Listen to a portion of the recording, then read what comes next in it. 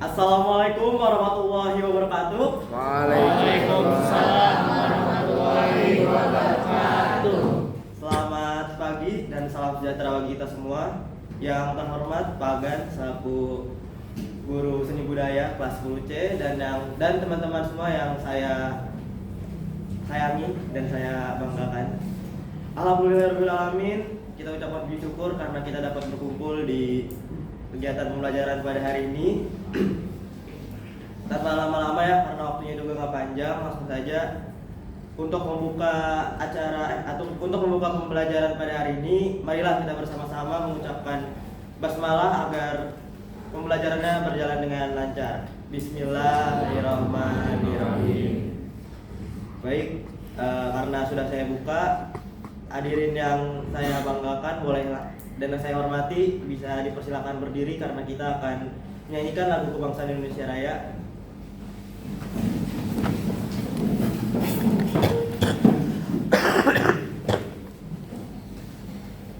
Hiduplah Indonesia Raya. Indonesia tanah airku, tanah tumpah darahku. Di sanalah aku berdiri, jadi pandu ibuku. Indonesia bangsa dan tanah airku, marilah kita berseru, Indonesia bersatu. Hiduplah tanahku, hiduplah negeriku, bangsaku, rakyatku semuanya. Bangunlah jiwanya, bangunlah badannya untuk Indonesia Raya. Indonesia Raya, merdeka, merdeka, tanahku, negeriku yang ku cinta. Indonesia Raya, merdeka, merdeka, hiduplah Indonesia Raya. Indonesia Raya, merdeka, merdeka, tanahku, negeriku yang ku cinta. Indonesia Raya, merdeka, merdeka, hiduplah Indonesia Raya. Baik teman-teman, dipersilakan untuk duduk kembali. Ya, karena sesi pembukaan sudah kita lewati, sebelum presentasi mungkin alangkah baiknya kita perkenalan dulu ya. Kita dari kelompok mana dan juga anggotanya gitu kan. Baik, teman-teman semua, kami dari kelompok 5. Boleh dari ujung perkenalan nama. Perkenalkan, nama saya John Sanatan Nomorbo, saya dari kelompok 5. Nama saya Dapak Natio. Nama saya Muhammad Eksal Farizi. Nama saya Alfatilda Susetio. Nama saya Dinda Sadara Mulia dan nama saya Hanza Shirana. Ya, boleh duduk kembali. Jadi, kami dari kelompok 5 dan kami akan mempresentasikan tentang musik klasik seperti yang sudah ada di layar depan kalian.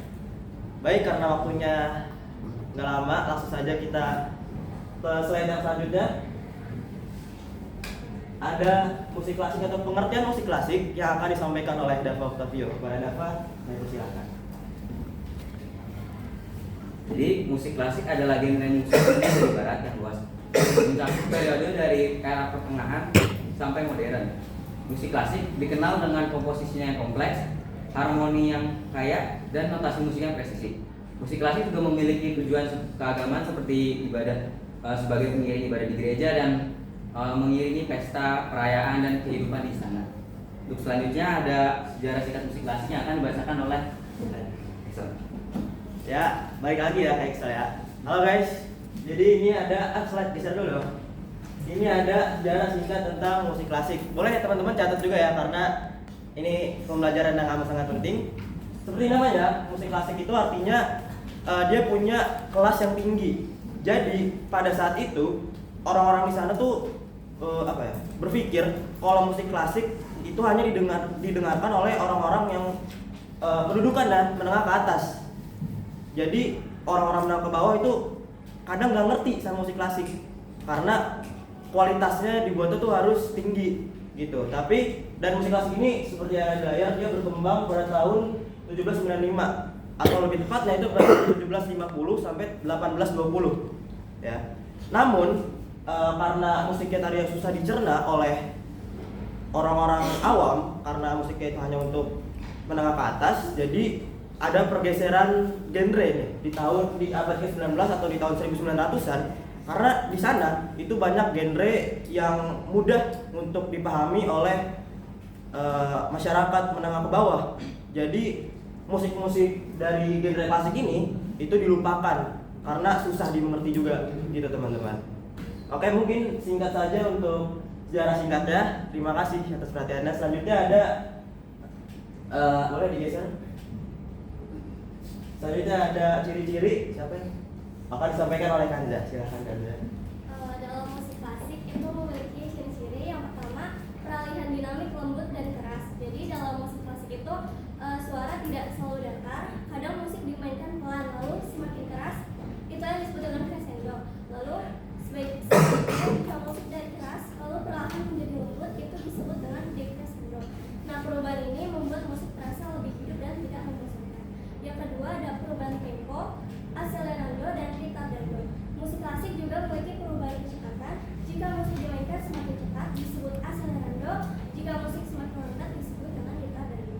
Perubahan tempo ini digunakan untuk menyesuaikan suasana musik, misalnya menjadi lebih tegang atau lebih tenang. Yang ketiga, penggunaan hiasan atau ornamentik yang hemat. Pada musik klasik, hiasan nada tidak digunakan berlebihan. Berbeda dengan musik barok yang banyak hiasan. Musik klasik lebih sederhana dan rapi sehingga melodi terdengar jelas dan mudah dinikmati.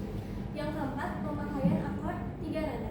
Musik klasik umumnya menggunakan akord yang terdiri dari 3 nada utama, disebut dengan akord piano. Penggunaan akord ini membuat musik terdengar harmonis dan seimbang sehingga enak didengar.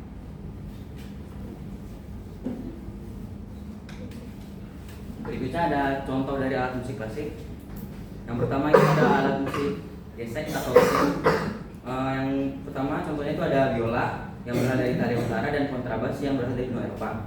Alat musik tiup atau wind.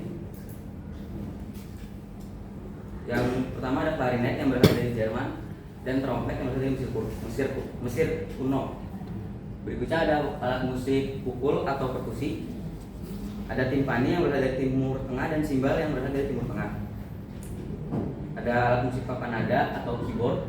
Ada piano dari Italia dan harpsichord dari Italia. Dan ada alat musik dawai atau petik. Contohnya ada gitar klasik yang berasal dari Spanyol.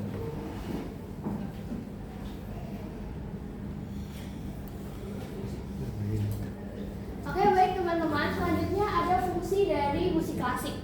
Nah, yang pertama itu ada sarana hiburan atau apresiasi seni ya, bisa disebut juga.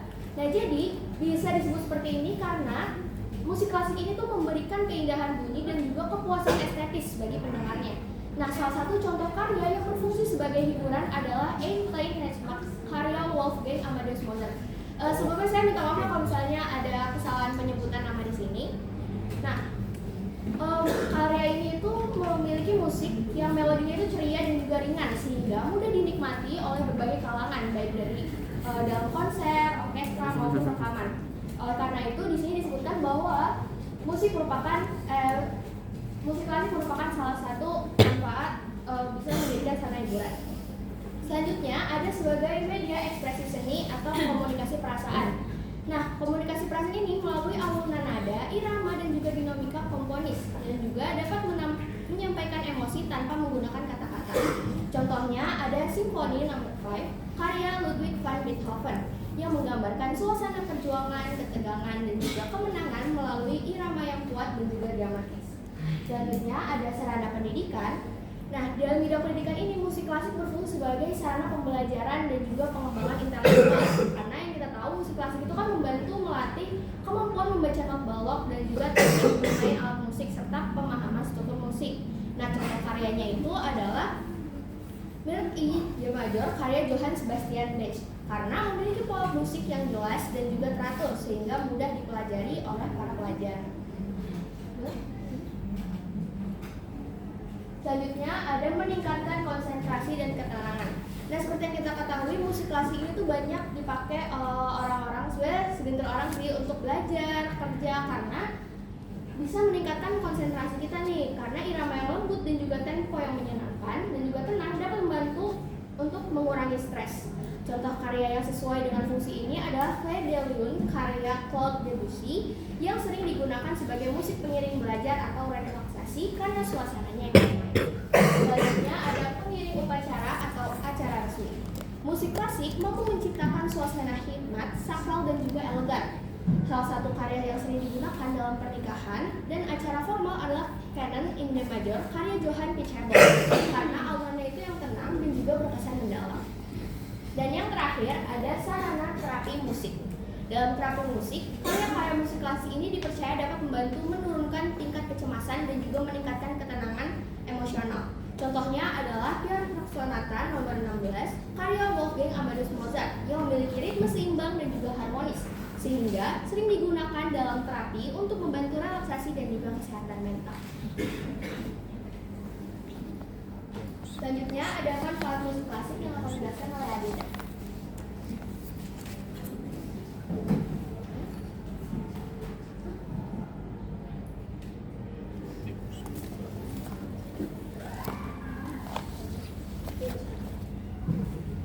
Selanjutnya ada manfaat musik klasik, itu yang pertama meningkatkan konsentrasi dan fokus. Meningkatkan konsentrasi dan fokus dalam manfaat alat musik ini berarti bahwa bermain alat musik dapat membantu meningkatkan kemampuan untuk memusatkan perhatian pada suatu hal. Dalam hal ini adalah musik dan mempertahankan perhatian tersebut untuk waktu yang lama. Selanjutnya yang kedua ada membantu meningkatkan daya ingat. Yang ketiga meningkatkan pikiran dan mengurangi stres. Yang keempat mendukung suasana belajar yang nyaman. Dan yang terakhir menumbuhkan apresiasi terhadap seni musik. Selanjutnya di sini ada tokoh musik klasik, sebenarnya ada banyak ya, cuman yang saya tahu di PPT ini cuma 6 doang. Yang pertama ada Ludwig van Beethoven, yang kedua ada Wolfgang Amadeus Mozart, dan yang terakhir ada Joseph Haydn. Yang pertama Wolfgang Amadeus Mozart dari Australia. Jenius musik yang menciptakan banyak karya ionik seperti Simfoni nomor 40 dan The Magic Flute. Yang kedua, Ludwig van Beethoven dari Jerman. Komposer revolusioner yang menjembatani era klasik romantik, terkenal dengan Simfoni nomor 9 dan Moonlight Sonata. Dan yang ketiga ada Joseph Haydn dari Australia, sering disebut Bapak Simfoni dan Bapak Kuartet Gesek, tokoh sentral era klasik. Dan selanjutnya tiga lagi ada Johannes Brahms. Terus yang keempat, yang kelima ada Richard Wagner, dan yang keenam adalah Frederick Chopin. Richard Wagner, komposer dari Jerman yang terkenal dengan karya-karyanya seperti Dering des Nibelungen dan Tristan und Isolde. Yang kelima ada Johannes Brahms, komposer Jerman terkenal dengan karya-karyanya seperti Simfoni nomor 3 dan Hungarian Dance nomor 5. Dan yang terakhir ada Frederick Chopin, komposer dari Polandia yang terkenal dengan karya-karyanya seperti Nocturne dalam E flat mayor dan Piano Concerto nomor 2.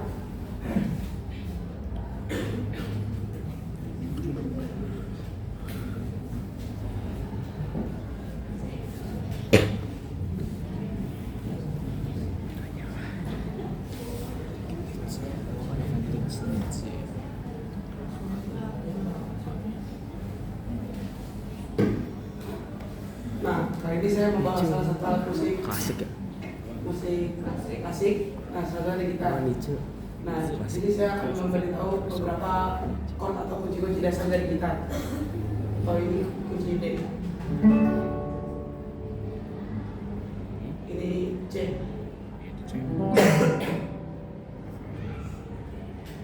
Dan ini F. Ya,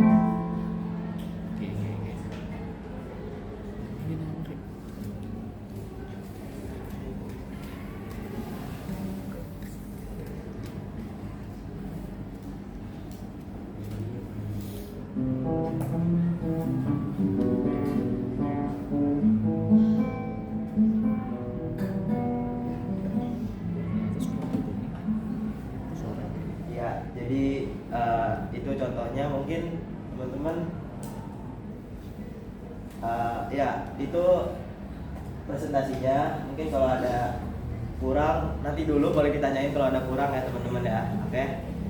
Baik, kita langsung aja ke sesi tanya jawab. Tapi sebelumnya saya mau nanya, ada berapa kelompok sih sebenarnya? 6 6 ya? 6 dengan 6 sama kita kan? Udah berarti 7 jadi 7 sama Kak. 7 sama kita, ya udah. Pertanyaan pertama dari kelompok 1, 2, 3, habis itu dari 4, 6, 7. Gitu aja ya teman-teman ya. Kelompok 1 boleh pertanyaannya karena sudah dibuka. Oke, perkenalkan saya Siva Mulia dari kelompok 1. Di sini saya ingin bertanya. Kan tadi di manfaat dijelaskan alat musik klasik dapat meningkatkan daya ingat. Nah itu kayak gimana sih cara meningkatkan daya ingatnya? Kayak kita nggak bisa dijelasin kayak gitu aja kan. Harus kita lihat juga kayak emang cuma musik klasik aja tuh yang bisa ningkatin daya ingat. Ini kan buat Gitu. Kayak ya saya cuma minta dijelasin aja. Terima kasih. Terima kasih siswa dari kelompok 1. Dicatat sudah? Oke, lanjut ke kelompok 2, boleh. Apa? Nggak mau nanya? Oh, nanti. Oke. Tapi kelompok 3 itu kelompok 2 ya? Oke, kelompok 3 boleh silakan. Oke, semuanya selamat pagi. Selamat pagi. Nama saya Sri Jelena Simamora, saya dari kelompok 3 dan saya mewakili kelompok saya untuk memberikan pertanyaan untuk kelompok 5. Kelompok 5 betul. Oke, jadi yang seperti kita sudah dengar berdasarkan presentasi dari kelompok 5, di situ mereka menampilkan sejarah dari musik klasik. Betul. Nah, di sini mungkin saya mau bertanya nih karena saya kan nggak tahu nih, saya orang awam. Nah, bagaimana sih sebenarnya penyebaran musik klasik itu di Nusantara? Kan tadi ditampilkan cuma hanya di Eropa. Karena dari tokoh-tokohnya juga yang istilahnya kayak pionir dari musik-musik klasik juga kebanyakan dari Eropa kan. Nah, gimana sih sebenarnya penyebaran musik klasik itu bisa datang ke Nusantara dan bisa menyebar? Seperti yang kita sudah ketahui kayak gitar sekarang banyak banget yang main kan. Nah, udah sekian dari saya, terima kasih. Terima kasih Ya. Esther dan juga kelompok 3. Yuta boleh kelompok 2. Boleh kelompok 2 pertanyaannya. Ayo, masih ada kelompok. Suaranya tolong Mas ya. Jadi saya mau bertanya nih, apa perbedaan utama antara musik klasik barat dengan musik klasik timur? Apa? Apa perbedaan musik klasik barat dengan musik klasik timur? Udah, itu aja. Itu saja pertanyaan saya. Oke. Baik, terima kasih kelompok 2 dan Rafa. Boleh ada yang sudah bisa menjawab? Baik, Dafa akan menjawab pertanyaan dari kelompok 1. Silakan Dafa. Izinkan saya untuk menjawab pertanyaan dari kelompok 1. Jadi kenapa musik klasik itu bisa meningkatkan daya ingat? Karena yang kita tahu ya, musik klasik itu bisa dibilang pembawaannya itu tenang ya. Dibandingkan dengan beberapa genre, kita ambil contoh dari genre musik modern yang kayak pop itu kan dia banyak yang berisik dan lain-lainnya ya. Misalkan kita pakai ini untuk misalkan belajar, kalau kita pakai lagu genre begitu, ujung-ujungnya itu kita malah vibing sama lagunya, bukan fokus ke belajar. Sementara kalau misalnya kita pakai musik klasik yang pembawaannya itu lebih tenang, terus juga lebih gampang buat kita konsentrasi, itu juga bisa bikin kita tuh mudah mengingat apa yang kita pelajari gitu. Contohnya, kenapa musik klasik itu bisa meningkatkan daya ingat? Baik, semua sudah jelas? Sudah terjawab ya? Baik. Terima kasih. Terima kasih Dafa. Selanjutnya pertanyaan siapa yang mau dijawab dulu? Mati dulu kan? Dulu mau apa? Esther sebentar ya, kita jawab punya Rafa dulu, nggak apa-apa ya? Oke, siap-siap. Rafa, boleh silakan Rafa. Oke, jadi izin menjawab pertanyaan Rafa tadi, yaitu perbedaan utama dari alat musik klasik barat dan juga musik klasik timur ya.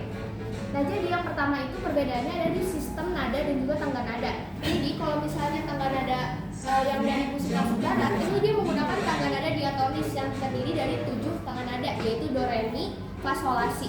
Sedangkan dan juga serta harmoni dan juga akord kuat. Sedangkan kalau misalnya musik klasik timur umumnya menggunakan tangga nada pentatonis atau sistemnya itu nada khas daerah seperti slendro dan juga pelok pada gamelan Jawa dan juga Bali. Nah, perbedaan kedua itu ada di struktur dan juga penulisan musik. Kalau musik klasik barat itu memiliki strukturnya itu sangat teratur dan juga biasanya ditulis dalam not balok. Setiap karya memiliki bentuk yang jelas seperti sonata, simfoni, atau konserto. Sedangkan kalau musik klasik timur itu umumnya tidak selalu ditulis menggunakan secara rinci gitu, melainkan diwariskan secara lisan dan mengandalkan ingatan serta juga tradisi. Dan selanjutnya perbedaannya adalah alat musik yang digunakan. Kalau musik klasik barat biasanya dimainkan dengan alat musik seperti piano, biola, cello, flute, dan juga alat musik orkestra. Nah, sedangkan kalau alat musik klasik di timur itu menggunakan alat musik tradisional khas daerah seperti yang disebutkan sebelumnya tuh warisan daerah atau sudah seperti tradisi ya, seperti gamelan, sitar, guzeng, samisan, dan epung. Dan juga alat musik petik atau pukul lainnya yang memiliki karakter atau bunyi khas budaya setempat. Dan yang terakhir ada fungsi dan juga latar budaya. Kalau musik klasik itu berkembang sebagai seni pertunjukan dan hiburan istana. Sedangkan timur lebih erat kaitannya dengan ritual adat dan juga keagamaan dan juga kehidupan masyarakat, sehingga fungsinya tidak hanya sebagai hiburan tetapi juga memiliki nilai spiritual dan juga budaya. Terima kasih. Ya baik, sudah terjawab Rafa?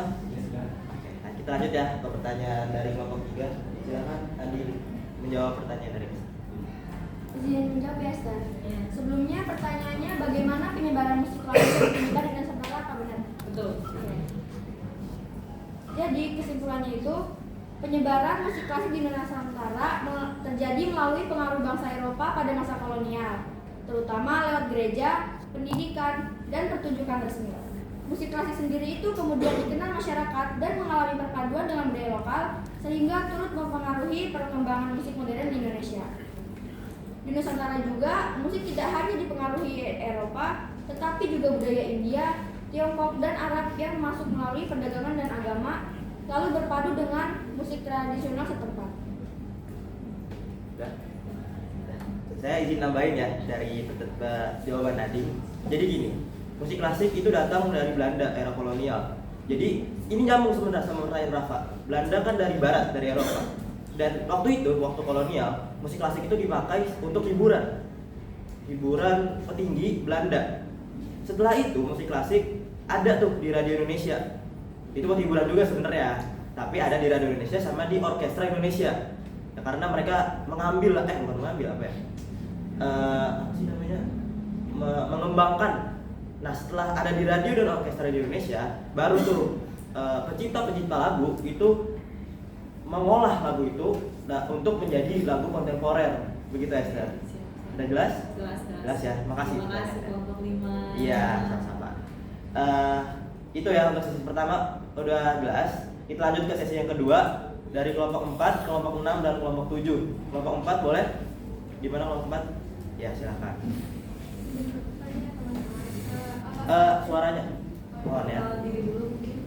Perkenalkan, nama saya Naila Fajarman, perwakilan dari kelompok 4. Izin bertanya ya, apa saja periode utama dalam perkembangan musik klasik dan apa ciri khas yang membedakan periode klasik dengan periode romantis?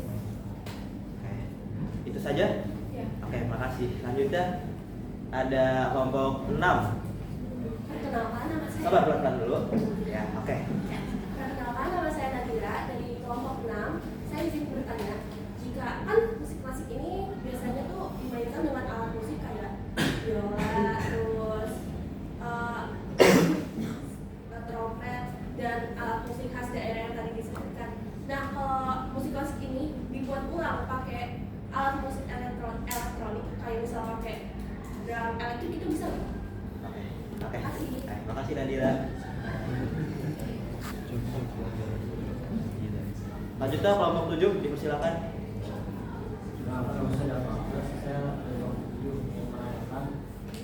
Ini tadi dibilang genre musik klasik itu untuk kelas menengah ke atas kan. Nah, untuk sekarang setelah terjadi terjadinya pergeseran genre yang dibilang tadi, musik klasik itu umumnya dipertunjukkan di tempat apa saja untuk sekarang. Dan itu. Baik, terima kasih kelompok 7. Saya akan menjawab pertanyaan dari kelompok 4 ya tadi ya. Apa sih perbedaan utama genre klasik sama genre romantis? Itu masuk ke sejarah ya, kita masuk ke sejarah. Jadi, seperti tadi ini nyambung sama jawaban Dava. Genre klasik itu musiknya lebih nggak emosional, ngalir. Begitu. Kalau musik romantis itu musiknya lebih kayak emosional banget. Jadi kalau karena jadi tadi bisa dibilang kalau musik klasik itu bisa menguatkan ingatan karena emang dia kurang emosional, maksudnya bukan kurang ya, maksudnya emang nggak emosional musiknya, tipikal musik yang emang dipakai untuk pertunjukan dan buat hiburan zaman dulu. Kalau musik romantis itu emang udah perkembangan zaman, jadi orang yang ya misalkan zaman sekarang deh, dari yang nggak ngebeat nih lagu dibikin speed up supaya lebih enak didengar sama orang-orang zaman sekarang, sama zaman waktu itu. Jadi yang waktunya belum emosional karena perpindahan zaman sama kesukaan orang itu beda, lebih suka yang ngebeat, lebih suka emosional, jadi berubah genrenya. Begitu kelompok 4. Sudah terjawab atau masih kurang? Terima kasih kelompok 4. Kelompok 5 atau siapa? Oke, kelompok. Oke, Dava mau jawab kelompok berapa? Kelompoknya kelompok 7. Kelompok 7 ya. Oke, silakan. Saya bakal menjawab pertanyaan dari Akbar. Jadi setelah pergeseran genre musik klasik yang terkenal tuh dengan genre musik yang lain, sekarang tuh musik klasik lebih banyak istilahnya itu kayak ditampilkan di acara-acara tertentu. Di Indonesia itu contohnya ada kayak grup orkestra Jakarta Sinfonia Orkestra. Dia tuh biasanya main di acara-acara orkestra yang emang biasanya sengaja diadain buat penggemarnya gitu. Dan selain dari acara kafe juga sekarang kan udah era digital ya, apa-apa tuh hampir semua bisa diakses lewat HP. Selain dari kita datang langsung juga acara orkestra itu bisa dilihat dari platform online kayak YouTube, terus bisa didengerin lewat Spotify juga gitu. Gimana Pak, sudah terjawab? Sudah ya? Baik, kita akan menjawab pertanyaan terakhir dari kelompok 6. Kelompoknya ya, terima kasih, silahkan Anda. Saya izin menjawab pertanyaan yang kira-kira. Jadi jawabannya itu nggak bisa karena musik klasik itu merujuk pada berkembang di periode tertentu seperti barok, klasik, dan romantik. Nah kalau misalnya musik barok itu menggunakan alat pelindung seperti gitar listrik, komputer, dan efek suara digital. Jadi karena alat zaman dan periodenya berbeda gitu. Ya, mungkin setiap kelompok sudah memberikan pertanyaannya ya, sudah semua. Sebelumnya saya mengucapkan terima kasih atas pertanyaannya yang sudah melengkapkan presentasi dari kami. Kami juga minta maaf apabila ada perkataan kami yang salah dan kurangnya penjelasan dari kami. Sebelumnya kami minta maaf. Dan terima kasih atas perhatiannya teman-teman semua. Sekian dari kelompok 5. Terima kasih sekali lagi. Wassalamualaikum warahmatullahi wabarakatuh. Waalaikumsalam.